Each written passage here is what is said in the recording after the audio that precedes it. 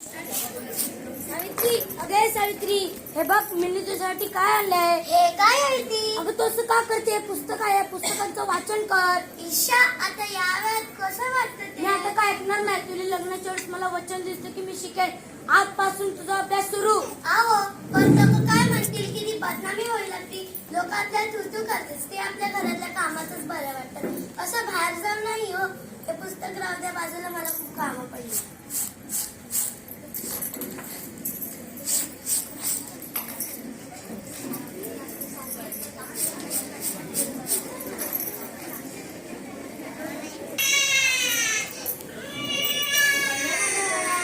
काय झालं? काय रडतंय? अगं बाई, त्याचं अंतर खूपच तपलंय. हे पण घरी ना, आता मी काय करू? सावित्री, अगं सावित्री, किती रडते तुझं बाळ? काय झालंय त्याला? होय ग पारू, रात्रीपासून लय सळा लागली. बघ काय ठाऊक काय झालं या. अंग बी लय तापलं या. अगं सावित्री, अगं याच्या अंग तर विस्ताराने तापलं. ही तर भूतबाधा आहे, भूतबाधा. काय माझ्या लेकराला भूताने झपटले असं होऊ शकत नाही ग. हो सावित्री, असंच झालंय. त्याच्या तापणे बघ कशा लाल झाल्यात. तुझं लेकरू लय तापले. आता रडत बस नकोस, वेळ वाया घालू नकोस. आपल्या गावाबाहेर एक मांत्रिक बाबा आलेत. लय सारी उपाय करतात ते. त्यांच्याकडे घेऊन जा त्याला. वाटलं तर मी येते तुझ्या संग. नाही नाही, माझ्या बाळा काहीतरी झालंय. माझ्या खूपच चिडतील. मी यांना पण सांगितलं नाहीये. नाही सावित्री, असं काहीच नाही होणार. तू माझ्यावर विश्वास ठेव. तुला माहित आहे ना सावित्री, आपल्या शेजारची मीनू होती बघ, मीनू, तिच्या बाळाला पण असंच काहीतरी झालेलं. तिचं बाळ पण तापीत पडलेलं. मग मीनूने बाबांकडे नेऊन तिच्या बाळाला बरं केलं. मी विचार करून सांगते.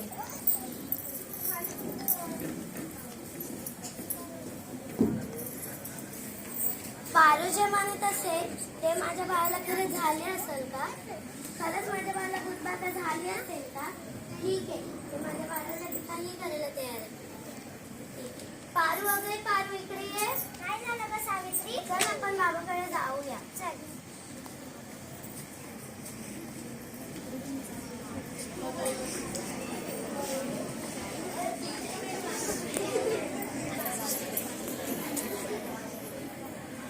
हे आहेत का बाबा? हो, हे आहेत ते बाबा. चल चल, आपण जाऊ. माझ्या लेकराचा अंग खूपच तापले. बाबा, आपल्याकडे 2 बाई येतात. असं वाटतं की आज आपली कमाई होणार.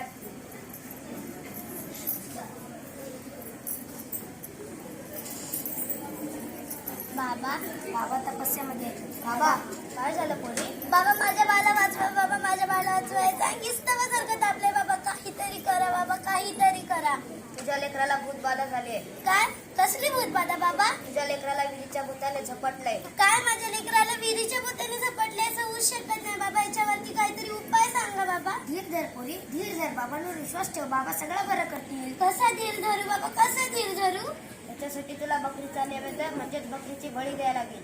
का बाबा, ह्याच्यासाठी दुसरा उपाय नाहीये का? त्याच्यासाठी एकच उपाय. जर तू उपाय नाही केलास तर तुझं बाळ मरेल. ठीक आहे, मी माझ्या बाळासाठी काही करायला तयार आहे. तितके पैसे द्यायला तयार, पण माझं बाळ वाचला हवा बाबा.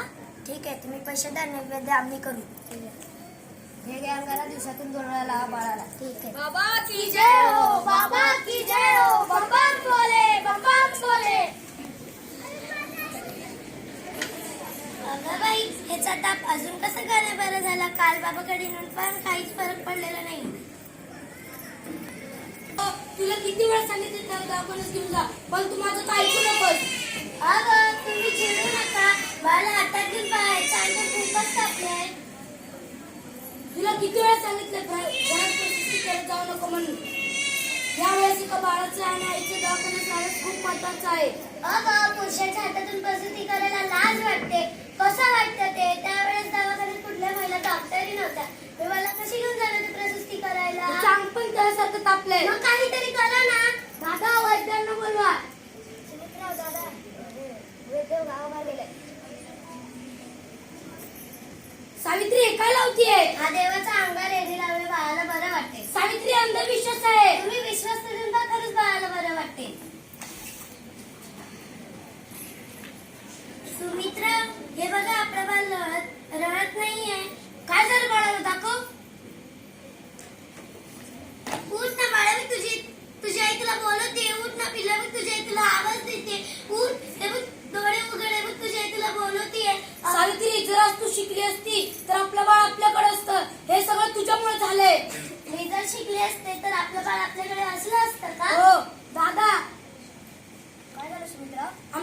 मेलं. कसं? त्याला दवाखान्यात ना घेऊन गेल्यामुळे हा मेलं.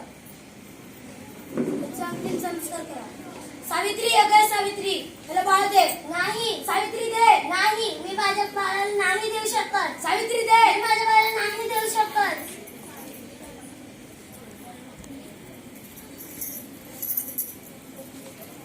आज एका सावित्रीने आपलं बाळ मुकलंय, पण उद्या ही एक दुसरी सावित्री आपल्या बाळाला मुकणार नाही. कारण की आज ही सावित्री शिकेल. मी नक्की शिकेल. शब्बास सावित्री, मला तुझ्याकडून ही अपेक्षा होती.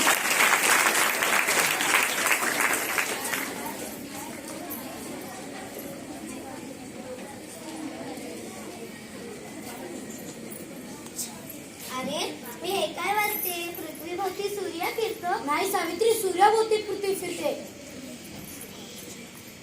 काय असं? चल गांधळ. ते मला सारखं गावंढळ म्हणत जाऊ नका हो.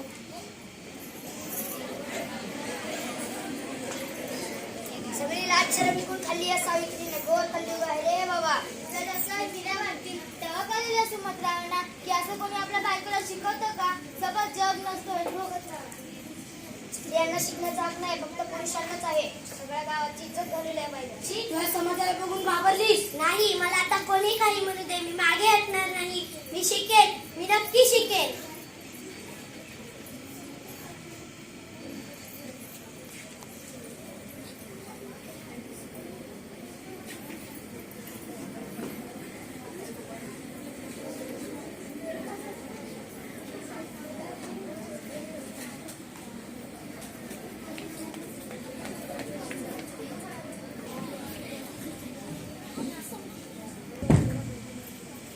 ज्योतिरावच्या घरात आहे का? तुम्हाला दिल्लीवरून तार आली आहे.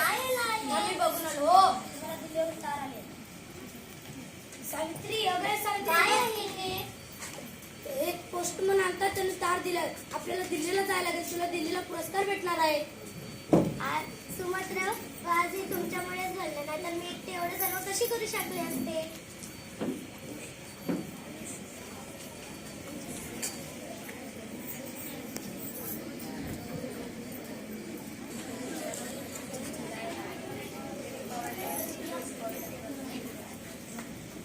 कॉंग्रॅच्युलेशन.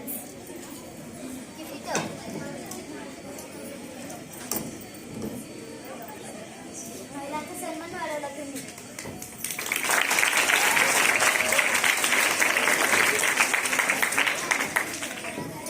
आज माझ्या हातात ही डॉक्टरकीची पदवी नसून उद्याच्या सोनेऱ्या क्षणांची चावी आहे, ज्याच्यावर आजपर्यंत नकारात्मकतेचे कुलूप लागणारे होते.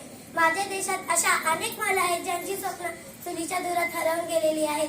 मला असं वाटते की ही स्वप्नांची पतंग खुल्या आकाशात उडावी आणि प्रत्येक घरात सुमंतराव असावे, कारण की या पतंगाच्या दोऱ्याला कधीच कापू देणार नाही. हे करणे खूप अवघड आहे, पण अशक्यही नाही. सावित्री, आम्हाला माफ कर. आम्ही तुला अडाणी समजायचो, पण तू शिकलीस. आम्ही तर अडाणीच राहिलो. आता आम्ही पण शिकणार. हा, मला माफ कर सावित्री, आता आम्ही पण शिकणार.